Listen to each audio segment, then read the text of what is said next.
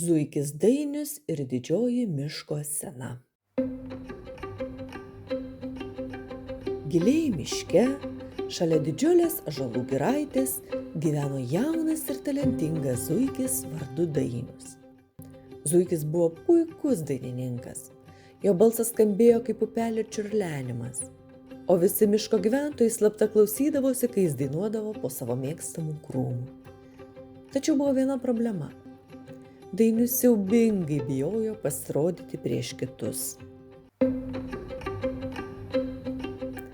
Vieną dieną miško gyventojai nusprendė surengti didžiąją miško sceną, kasmetinį renginį, kur kiekvienas galėjo parodyti savo talentą.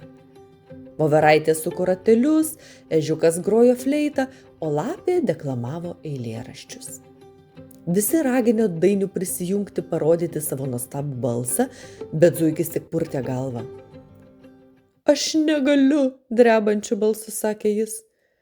Kai tik pagalvoju, kad mane stebės visi, mano ausis parausta, žodžiai kažkur dingsta. Tačiau mažoji pelė, kuri buvo Dainiaus geriausia draugė, turėjo kitų planų. Zuiki, tavo balsas toks gražus, kad jį gaila slėpti, sakė ji. Ką darytum, jeigu niekas tavęs nematytų? Zuikis pagalvojo, jam patiko dainuoti vienam, kai niekas jo nestebėjo. Tada pelė išradingai pasiūlė. Aš galiu pasiūti tau scenos kostiumą. Tu būsi toks paslėptas, kad niekas net neatpažins, jog tai tu. Bus lyg stebuklinga kaukė. Zuikiui ši idėja patiko.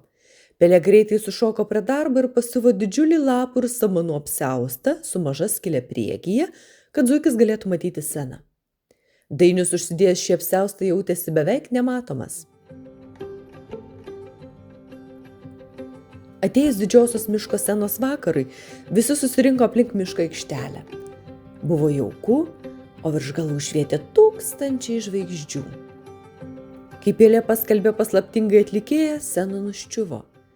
Iš krūmų lėtai išėjo apsiaustu apsigaubęs Dainius. Pradėjo groti fleitą ir zuikis giliai įkvėpė. Jo balsas ėmė skambėti, užpildydamas mišką nuostabią melodiją. Visi sulaikė kvapą. Tai buvo pats gražiausias dainavimas, kokį jį kada nors yra girdėję. Net zuikis buvo taip įsijautęs į savo dainą, kad pamiršo savo baimę.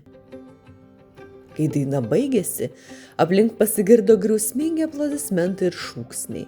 Dainius nusiėmė savo apsiaustą ir visi pamatė, kas buvo tas paslaptingas dainininkas. Bravo, Dainiau, šaukė voverės. Tavo balsas tikras stebuklas, pridūrė lapė. Nuo tos dienos Dainius suprato, kad baimė gyvena tik galvoje.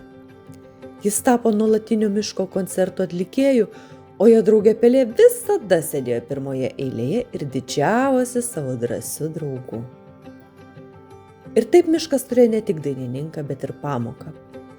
Kai tiki savimi ir turi draugų, galinčių padėti, nėra nieko neįveikiamo.